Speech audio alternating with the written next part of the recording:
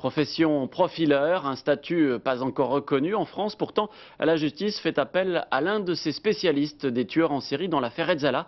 Il vit à Nancy, nommé expert. Il a eu entièrement accès au dossier. Isabelle Brice-Guy-Grimbert. 7 octobre 1999, Isabelle Pic est assassinée et jetée d'un train près de Limoges. La jeune Anglaise est la première victime de Sid Ahmed Redzala. Sollicité par le juge d'instruction, Laurent Monté se rend sur les lieux. Son rôle, étudier le théâtre du crime pour définir la personnalité du tueur et son mode opératoire. Redzala a emporté la vérité dans sa tombe, mais avant de se suicider en prison, il a fait des aveux à la presse. Un récit crédible selon le profileur. C'est tout ce qui reste aux parents de la victime, privés de procès. Ma principale mission a été, pour moi, personnellement, de leur envoyer un petit courrier leur disant « Voilà ce qui s'est passé, monsieur et madame, dans le train, cette nuit-là », pour que vous puissiez au moins savoir dans quelles conditions Isabelle est morte.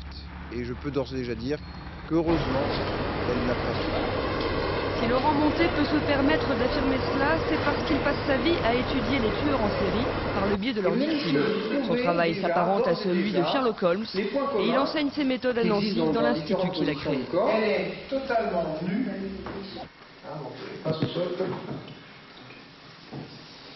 Yeux fermés, donc, on retrouve ce corps dans des branchages et je vous écoute, qu'est-ce que ça vous inspire ? Mais malgré la fascination du public et les ouvrages sur les profileurs, ce métier n'est toujours pas reconnu en France. La plupart du temps, la justice dédaigne l'aide des chasseurs de tueurs.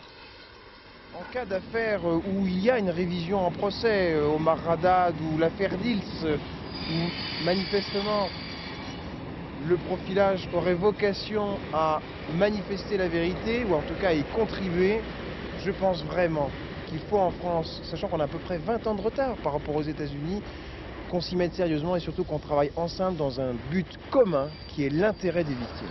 Être nommé expert dans l'affaire Redzala est une sorte de reconnaissance pour ce jeune homme. En 5 ans de présence en Lorraine, il n'a été sollicité qu'une fois dans la région. C'était à Rancourt, dans la Meuse, où un retraité a été découpé en morceaux.